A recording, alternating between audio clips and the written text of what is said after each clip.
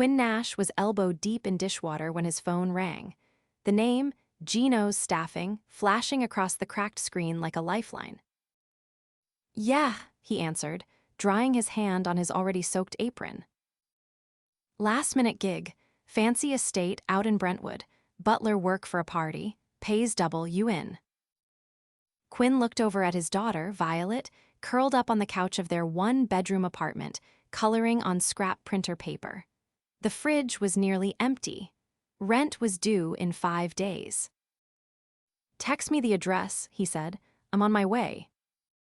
By the time he arrived at the estate, a sprawling white mansion, framed by marble columns, and a circular driveway that screamed, another planet, Quinn was already regretting not ironing the shirt Gino shoved at him.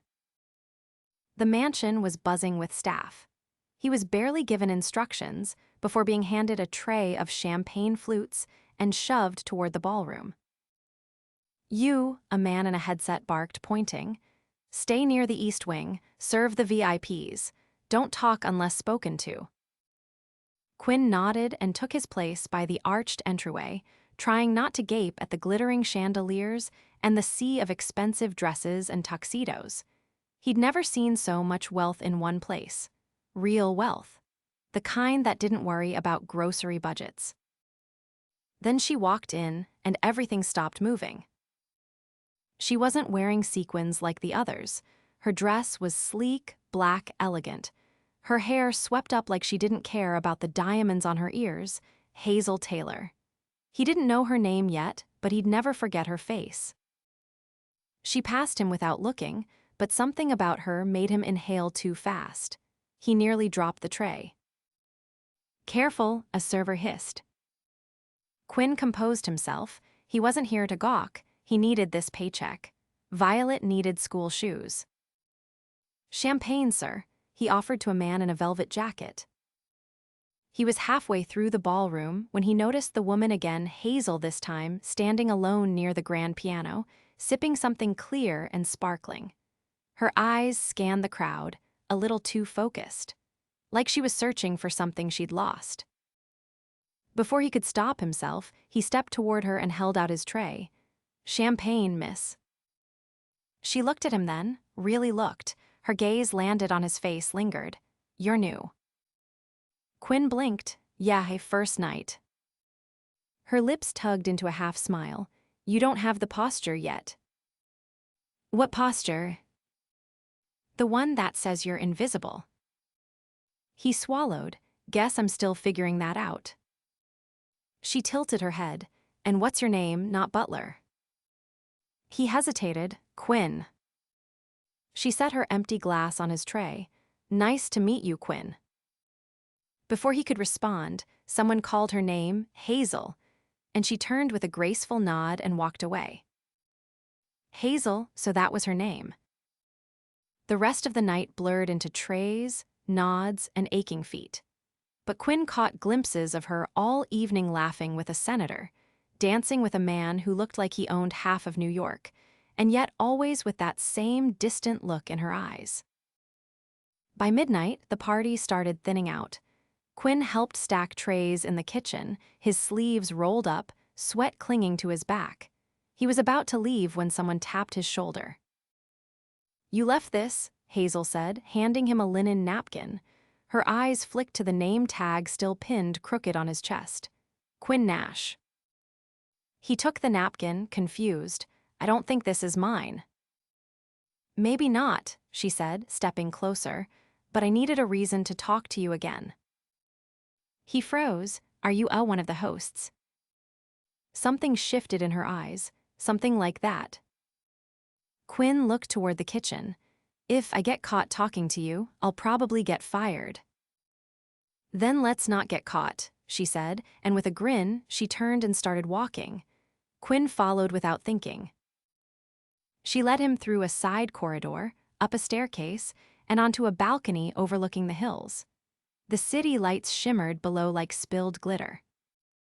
"Wow," he breathed. Hazel leaned on the railing. "You don't look like you belong in there," she said, jerking her head toward the ballroom. "But you don't look like you belong out here either." What do I look like then? He asked. Like someone who's trying really hard to stay afloat. That hit harder than she could have known. He didn't say anything, just watch the lights. I've been to hundreds of parties like this, Hazel said. They're all the same, everyone pretending, everyone wanting something. And what do you want? He asked. She looked at him, then really looked. Something real. Her words stunned him. I should go, he said, stepping back. You're different, Quinn. He didn't know what to say. No one had ever said that to him before. Not since Violet's mom left. Not since life became about bills and survival. Good night, Hazel, he said quietly. She didn't stop him, but as he walked away, he knew he wasn't going to forget her. Not tonight, not ever. The next morning, Violet sat at the kitchen table, legs swinging, munching on toast. Did you meet anyone fancy? She asked, mouth full. Quinn smiled, pouring cereal. Kinda. Was she pretty? He raised his eyebrows. Who said it was a she? Violet giggled. Daddy, come on. He laughed. Yeah, she was pretty. And he couldn't stop thinking about her. Quinn stepped back onto the cracked pavement outside his building just after noon, balancing a sack of groceries on one arm and Violet on his hip. She was mid-story about the turtle she'd drawn in art class, her tiny hand curled in his shirt, her cheeks flushed from the spring sun. You gave it a top hat, he asked, unlocking the door. Obviously, she said, he's a gentleman. Inside, he set the bag down and crouched to her level. You hungry? She nodded. Can we make pancakes? He was about to say yes when the knock came. Quinn stiffened. No one knocked on their door unless something was wrong. He opened it cautiously. A man in a charcoal suit stood in the hallway, checking a watch that probably cost more than Quinn's rent. Mr. Nash. Yes. I represent Miss Hazel Taylor. She's requested your presence this evening. 7 o'clock. You'll be compensated for your time. Quinn blinked. She what? Why? The man didn't answer. He extended a heavy envelope. Inside was a sleek black card with gold lettering, private dinner, formal attire required, transportation provided. Quinn looked up. Is this real? The man was already walking away. That night, he left Violet with his neighbor, an older woman who lived down the hall and adored her. He hadn't worn a tie in years, but he found one buried in a drawer, ironed it the best he could, and buttoned his collar with fingers that wouldn't stop shaking. At exactly 7, a gleaming black sedan pulled up. The driver opened the door silently, and Quinn climbed in, heart pounding. The car slid through the city, past neighborhoods he'd never be able to afford, into a gated area that looked like it belonged in a magazine.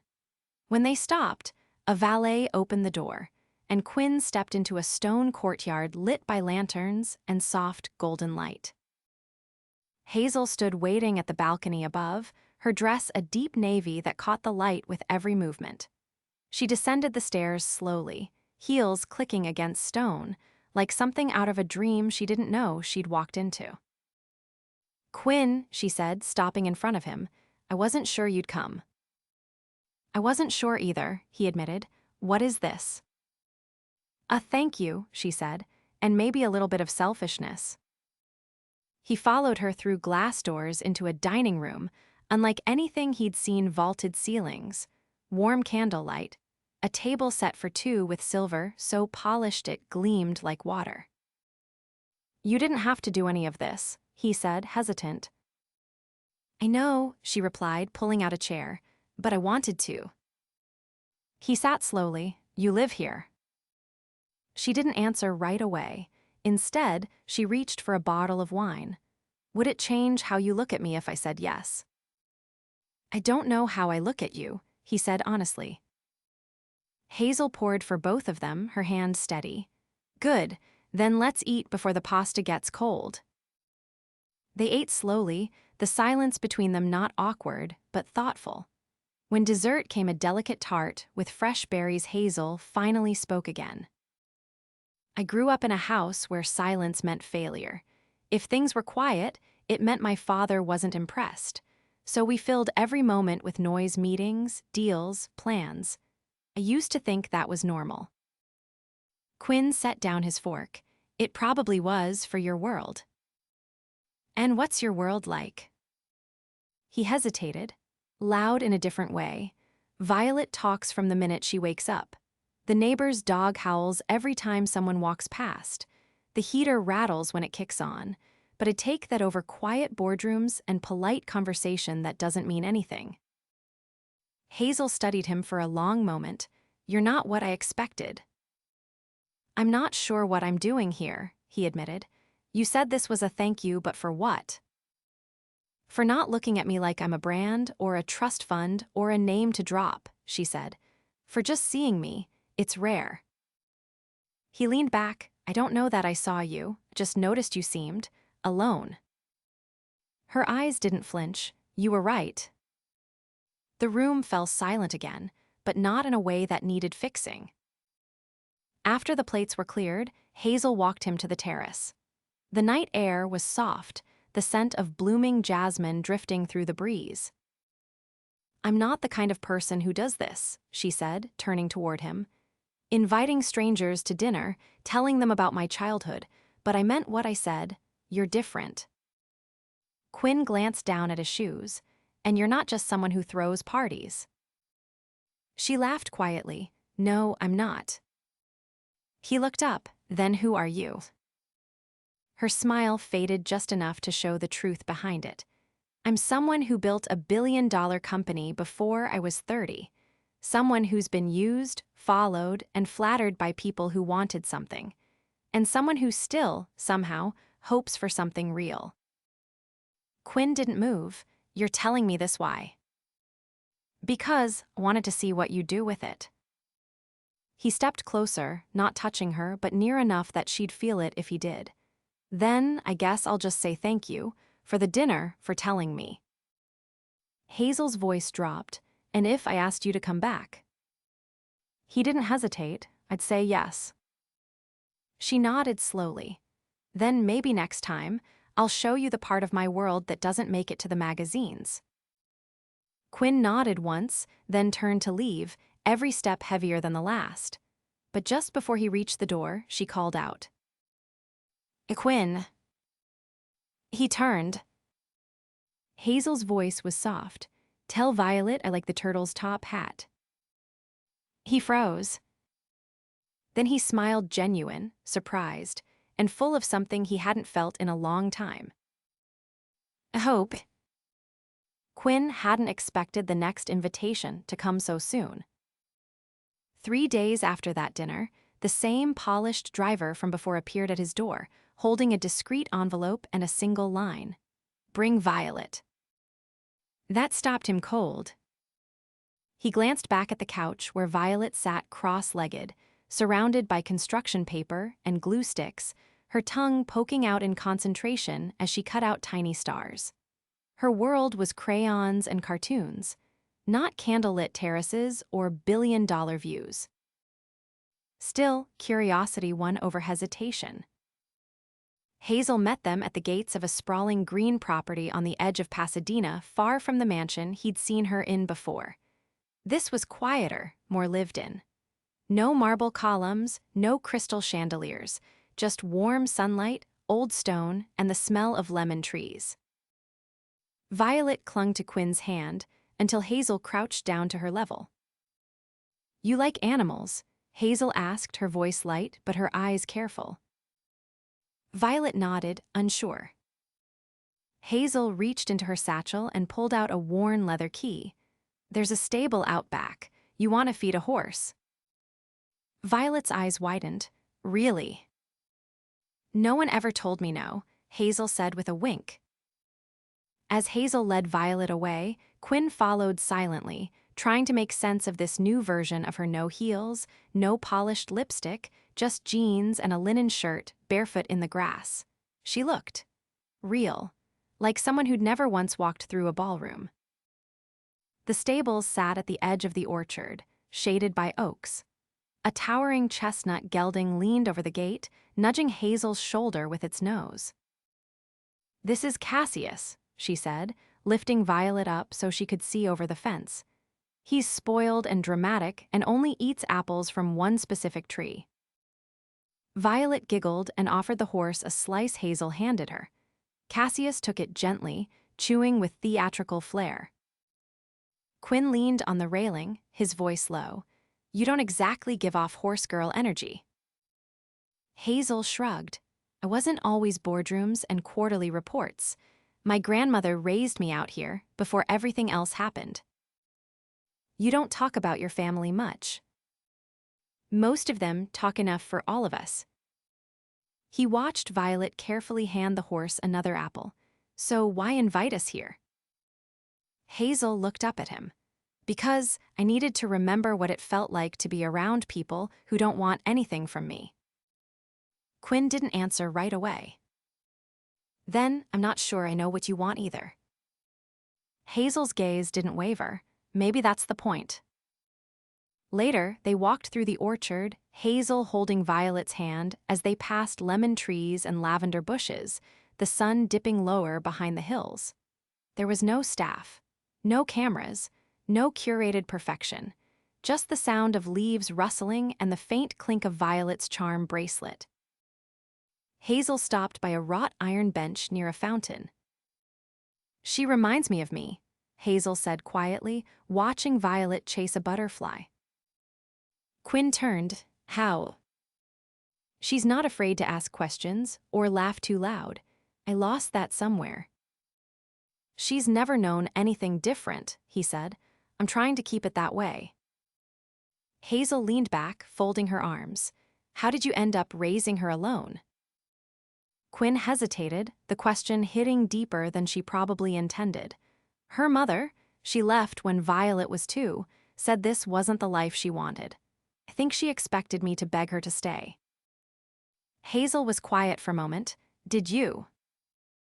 "No," he said. "Violet deserved someone who stayed because they wanted to." Hazel didn't speak again for a long time. They stayed until the sky turned lilac and the air cooled. Hazel packed a small basket of lemon muffins for Violet and waved from the gate as they drove off.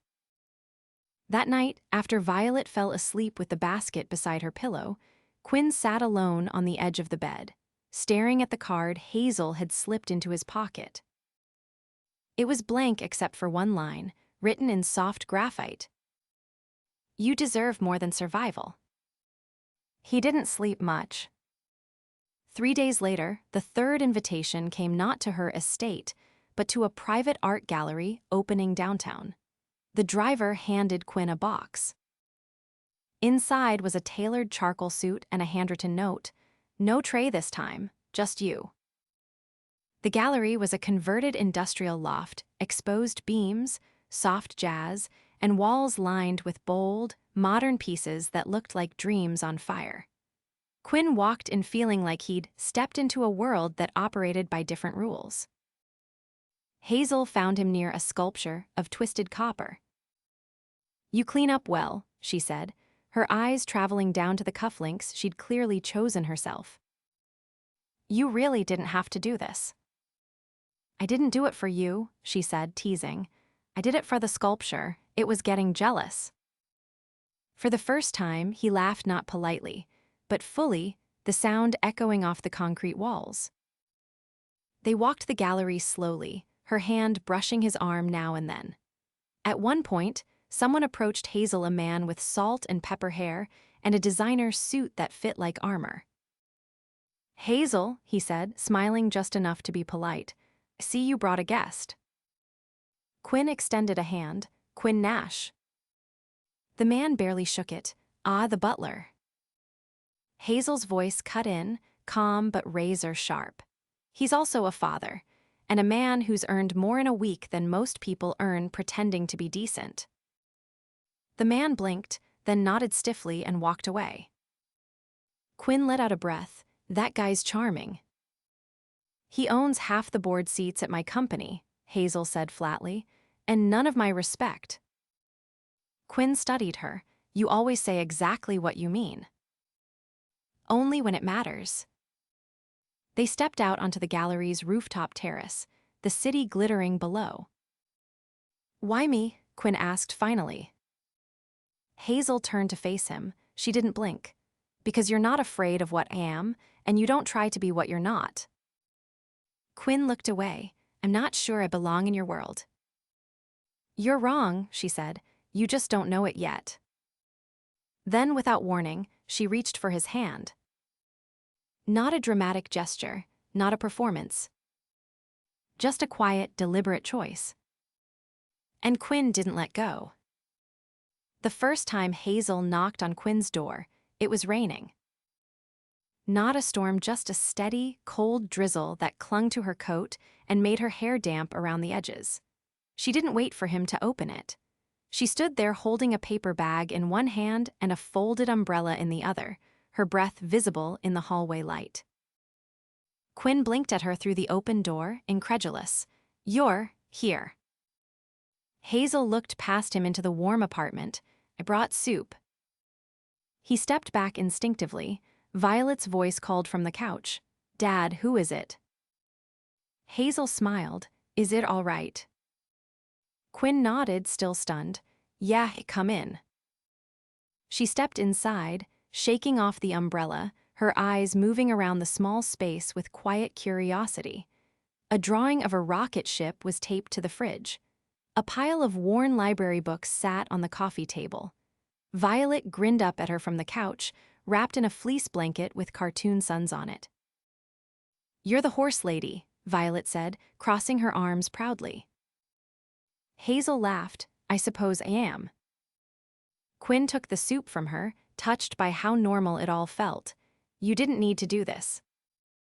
I wanted to, she said, brushing raindrops from her sleeve. I was in the neighborhood. He raised an eyebrow. You were in this neighborhood. She gave him a look. All right, I drove here, but I wanted to see you. Quinn set the soup down and moved toward the kitchen, motioning for her to sit. You hungry?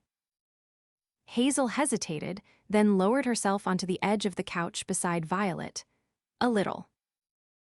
Violet handed her a crayon. You can help me finish the rocket. Hazel took it without hesitation. Later, after Violet had fallen asleep with her head on Hazel's lap, Quinn stood in the doorway watching them.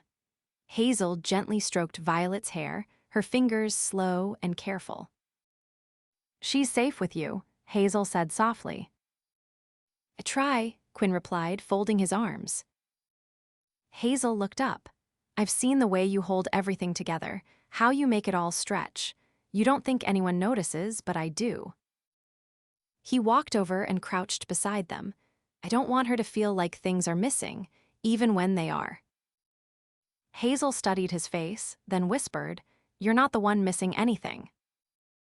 Quinn stared at her, his voice low. Hazel, what is this? She shifted slightly, careful not to wake Violet. It's me not being afraid of wanting something. He didn't speak, he couldn't. So she leaned down, kissed Violet's forehead, and gently slid out from under her. I should go, she said, retrieving her coat. But not far, not unless you want me to. Quinn followed her to the door. What happens next? Hazel turned back. That depends. Are you still worried we live in different worlds? He stepped closer, the space between them tight with everything unsaid. I'm not worried about that anymore. Her voice was steady. Then let me show you what it looks like when those worlds stop pretending they don't want to belong to each other. She left without waiting for a reply. The next morning, Quinn opened the front door to find a small envelope resting between the mat and the frame. Inside was a folded piece of paper and a set of keys. No note, just an address. He drove out to the edge of the city that afternoon, past the neighborhoods he'd never had reason to enter. The address led him to a converted warehouse, tall and quiet. He unlocked the door and stepped inside. The space was sunlight and exposed brick, wooden beams, a high loft with a ladder, and against the back wall a sign that read, Nash and Daughter Repairs, Restorations, Real Craft. He turned slowly. Hazel stood by the back window, arms crossed, watching him. You did this. She nodded. You told me once you used to build furniture, that you gave it up when Violet was born because there wasn't time. He looked around, stunned. You bought this place. I already owned it, she said. It was collecting dust. I didn't want to offer you a job. I wanted to offer you space, a place that's yours. This is too much. No, it's just enough, Hazel said. You don't have to use it, but if you want it, it's here. And if you want me, I'm here too. Quinn walked toward her slowly. You're serious. I've never been more. His voice was rough when he said, I don't know how to fit into your life. Hazel stepped forward. Then let's build one that fits both of us. He took her hand. I'm not rich. I don't have power or connections or... You have Violet, she said, and heart and patience, and more strength than anyone I've ever met. He shook his head. You could date CEOs, princes. I've met them, she interrupted. They're not you. He kissed her then, not rushed, not tentative. A kiss that said, I see you, I want this, I'm ready. When they pulled apart, Hazel was breathless. Will you come to the gala next month? She asked. With me.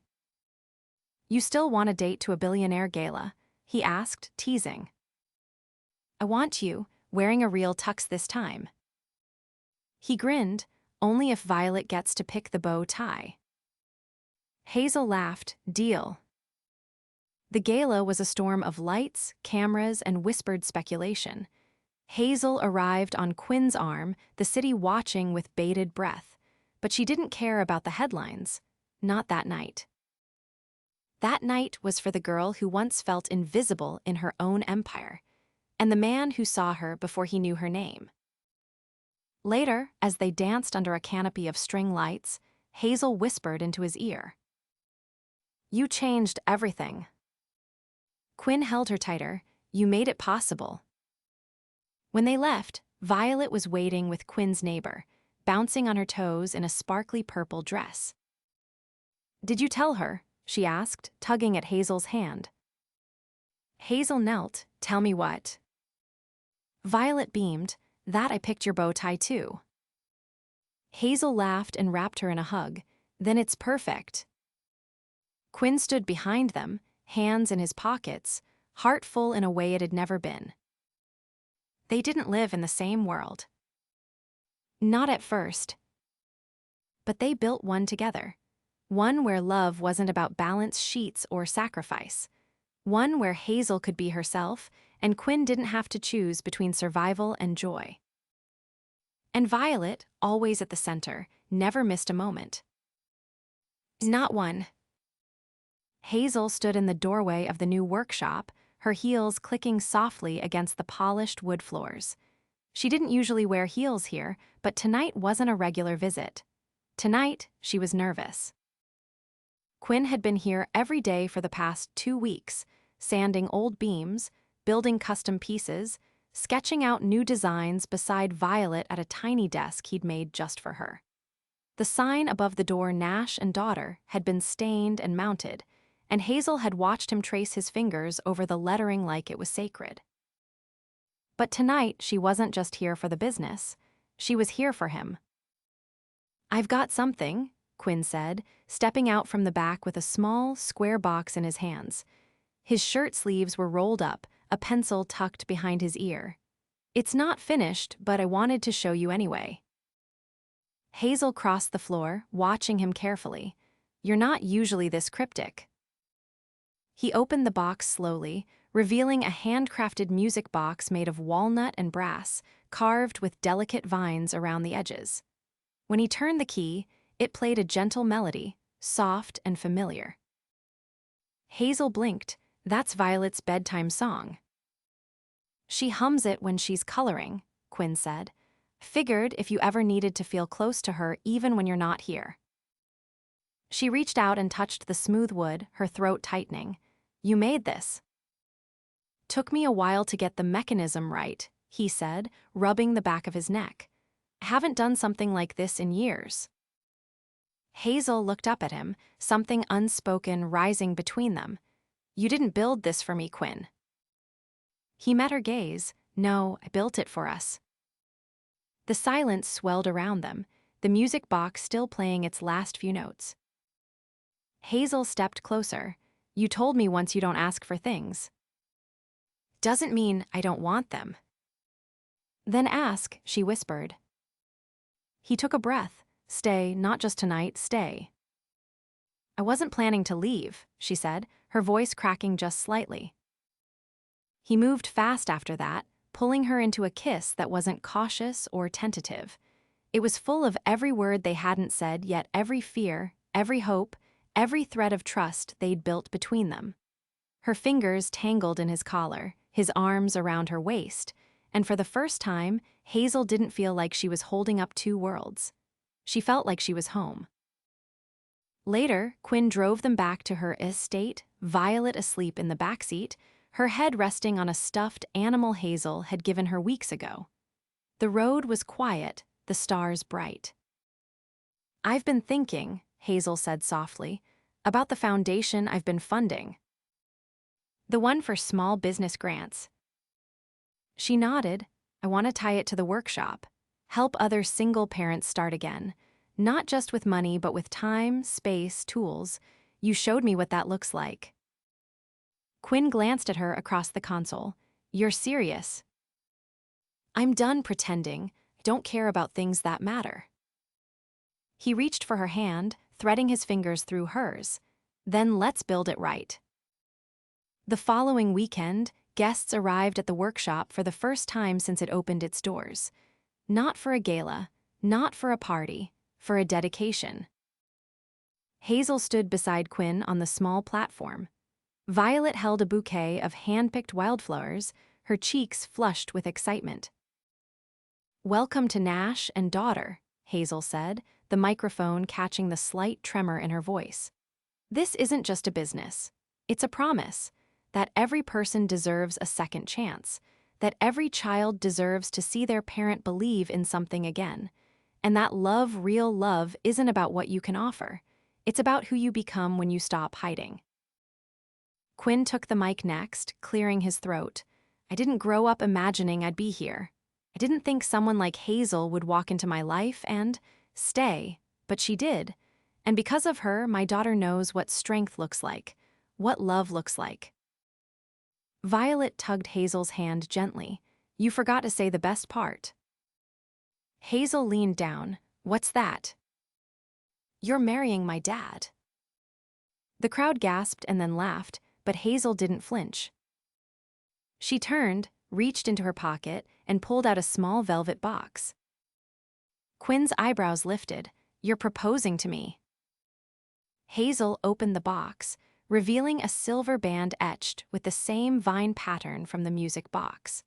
Figured the man willing to rebuild his life from the ground up deserves someone willing to meet him in the middle. He didn't say anything, just stepped forward, pulled her close, and kissed her again, this time with the sound of Violet clapping wildly behind them. They married in the orchard behind Hazel's quieter home, the one surrounded by lemon trees and lavender. Violet threw petals from a basket she'd decorated herself. The vows were short, but the promises were endless. Hazel didn't wear a veil. Quinn didn't wear a tie. And when they danced, barefoot in the grass, she leaned into his chest and whispered, I didn't know I could feel this calm. He kissed her forehead. That's because you're finally where you're meant to be. Years later, the workshop expanded into a full-fledged community space. There were classes, after-school programs, late nights where Hazel and Quinn would sit on the porch watching Violet teach younger kids how to use a saw like her dad taught her. And every time someone asked Hazel how she ended up there, how a billionaire chose this life, she'd smile and say, I didn't choose it. I saw it, and I said yes. She never missed a night beside Quinn. He never missed a moment to thank her for believing in him, in them, in something better than survival. And Violet, she grew up knowing exactly what love looked like. Because it lived with them. Every day, forever.